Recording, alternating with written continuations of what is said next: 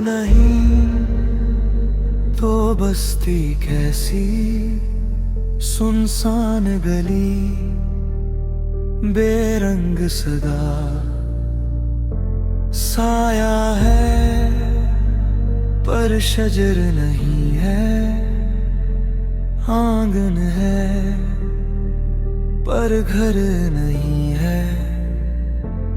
دیس نہیں تو ہستی کیسی، چہرہ ہے پر عکس نہیں ہے، جسم سلامت روح گمشدہ، نام ہے لیکن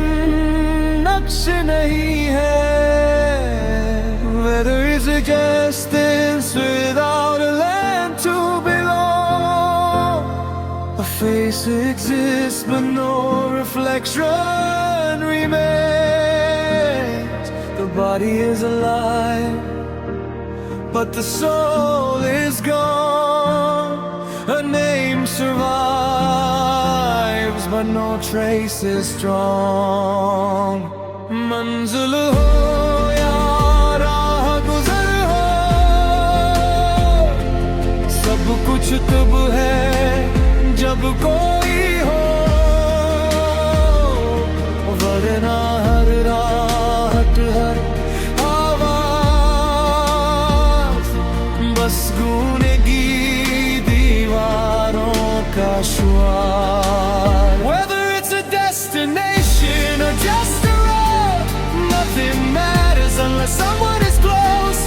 otherwise every sound, every call is just the echo of walls that feel low.